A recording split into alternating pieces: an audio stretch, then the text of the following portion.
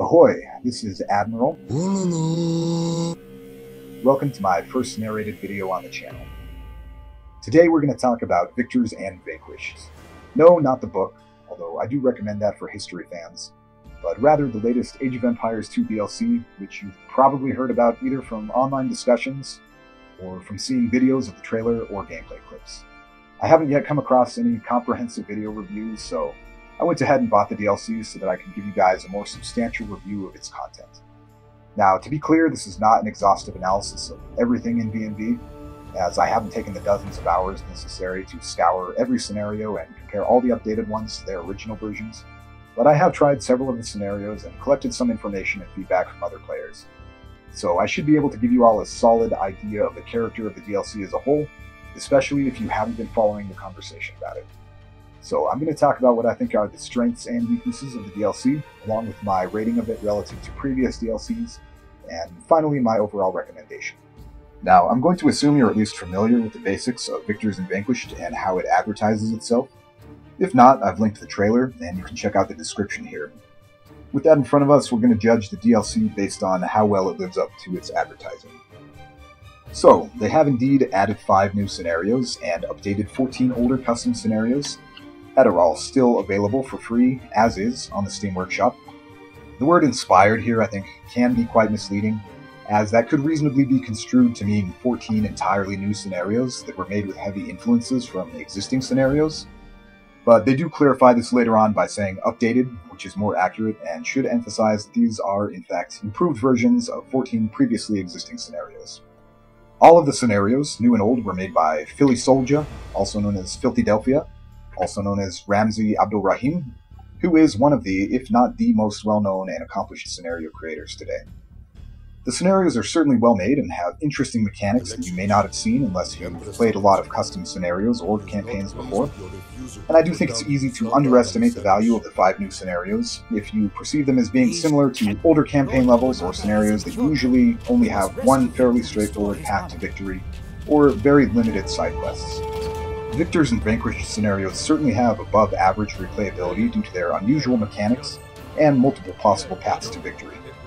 However, the flip side of frequently deviating from a more basic design formula is that these scenarios won't appeal to everyone. I've seen some players mention that they would have preferred a more straightforward, build-and-destroy approach to open-world exploration extravaganzas or side-quest marathons, or more standardized civilizations and familiar functions instead of the sometimes highly altered bonuses and mechanics. One person might consider the epic Ragnar scenario almost comparable to a short campaign in terms of game time and enjoyment, while another person might be unenticed by its daunting scope or overwhelmed by its demanding tasks and pass on the scenario entirely.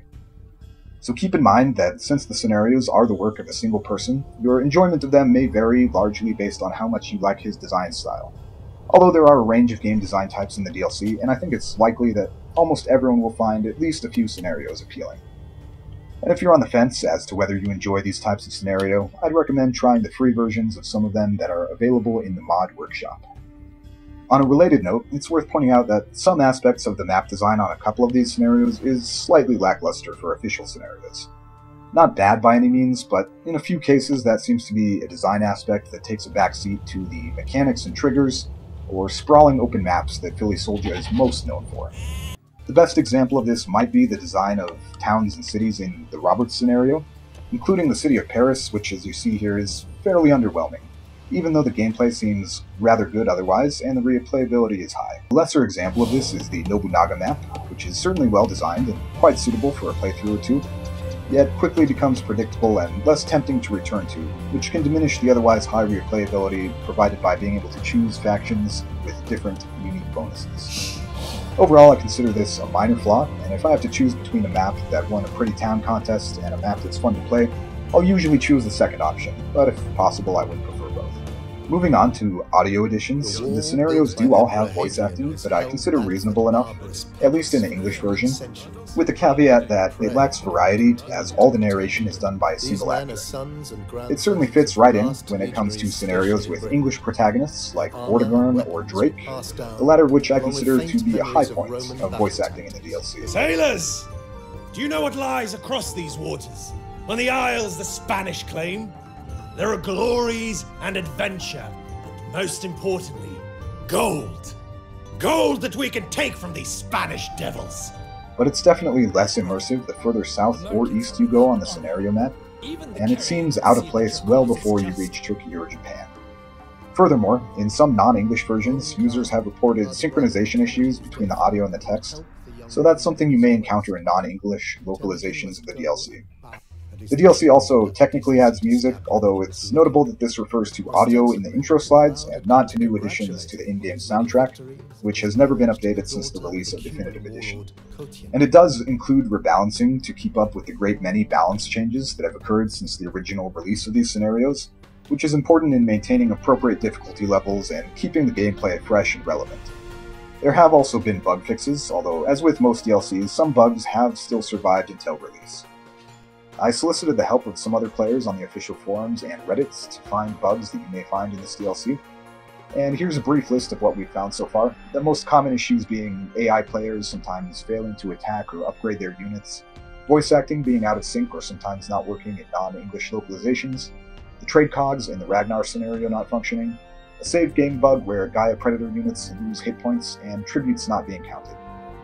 I do want to point out that the majority of these bugs that I and others have encountered seem to stem either from the AI behaviors, pathing, or systemic game bugs that have been around for a while, or were reintroduced in the latest patch. Meaning that while you will likely encounter some of these more general bugs while playing Victors and Vanquished, I see little reason to doubt that the advertised bug fixes on the scenarios themselves were done with sufficient rigor. As a casual scenario designer myself, I can confirm that updating even a single relatively complex scenario with bug fixes and making changes to accommodate new patches is a fair amount of work, and your scenarios can still be plagued by bugs originating from the editor itself, the AI, or more general game bugs that you don't have the ability to fix from the scenario editor. So if anything, I'm actually kind of impressed by the DLC itself in this regard, as I was able to find very few bugs that I can trace to the scenario editor itself. The only one of the above for which this seems likely is the trade cog bug. The other side of this coin is that I am disappointed by the overall functioning of the game itself, as this DLC definitely holds a mirror to many flaws and bugs that have existed in the base game for a long time, even if they have gone under the radar for people who haven't been focused much on playing or especially on creating scenarios. As far as quality of life improvements, this seems to refer exclusively to the quality of life improvements such as the new Seek Shelter and Drop-Off Resource commands, as well as the new RAM garrisoning behavior that were included in the latest patch, regardless of whether you bought Victors and Vanquished. I won't be too critical here, since I'll gladly take these new features for free, and the developers could have certainly limited these features to the DLC, as doing so would have increased its perceived value. So I'm not going to complain, just keep in mind that buying the DLC won't grant you access to any extra quality of life features for the base game above and beyond what was delivered with the patch, despite that being implied here. The DLC itself offers no improvements to the base game beyond the playable scenarios in the screen, but apart from that, I'd say it does a passable, although fairly minimalistic job of checking these boxes. It also does add new achievements if that's something you care about. Now, does that make it a good value? Well, before we get there, we're going to look at what I think are the weaknesses of the DLC. The most striking weakness of Victors and Vanquished is its almost complete lack of any visual improvements, to the point that describing the scenarios as having been polished comes off as more than a little ironic, considering how directly that term relates to work done specifically to improve the appearance of something. It's a bit of a shame, given how much effort is probably put into behind-the-scenes updates that are not visible, that no apparent effort was put into things that are visible. The maps of the updated scenarios are nearly identical to those available in the mods section on the Steam Workshop, which isn't necessarily a problem, as I'm not looking for change for the sake of change, but that does hurt the perception of value added by the DLC. More importantly, no new in-game assets of any kind have been added. Even the scenario selection map screen of the campaigns is the same map used for historical battles. The presence of not one, but two scenarios set in Japan had many of us hoping for at least a sensible skin to finally be made for the Mounted Samurai unit, which has existed since the beginning of Definitive Edition in the editor and features in one of the DLC scenarios, but still appears just as a regular Hussar. The failure to take the most obvious possible opportunity in years to add a special skin for that unit has some of us thinking it will probably never happen. Many other graphics could and should have been added that would have compounded the immersion and the appeal of the DLC, and would have synergized strongly with the well-designed gameplay of the scenarios, as well as giving amateur scenario creators new tools to work with once they exited the DLC screen. Graphics for unique player or enemy units, new flora and fauna or other eye candy, relevant historical buildings, as well as new hero units for some of the protagonists could have been the visual crowns of their respective scenarios. Unfortunately, the DLC features absolutely none of this, so in terms of visual content, you've literally seen it all before. While it's true that we weren't explicitly promised new assets, I think many people reasonably assumed that new graphics might have been included as part of the advertised updates and polishing, and I can't help but feel that failing to include them was a huge missed opportunity that greatly limited the appeal of these otherwise high-effort scenarios. The absence of this and other supporting features beyond voice acting and localization has the whole DLC feeling almost like a solo project or high-tier mod, rather than the combined efforts of the entire development team. Philly Soldier's scenarios are definitely the stars of this show, but the lack of supporting visuals and new scenario units, more varied voice acting, and in a few cases more gameplay updates to the reworked scenarios, limit the appeal of the DLC. Much like how a film adaptation of a popular and well-written novel would be hampered by a low budget for props and special effects, and by mediocre acting. There's a reason that previous DLCs have always added new assets to the game, including editor objects, heroes, and unique skins for the main characters, in order to make those campaigns really stand out from everything that has come before.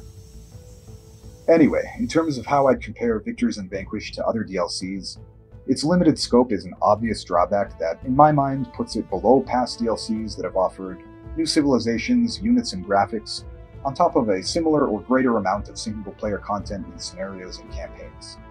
And that wouldn't necessarily be a problem, except that its price puts it in a league where it has to contend with those other DLCs that have offered so much more.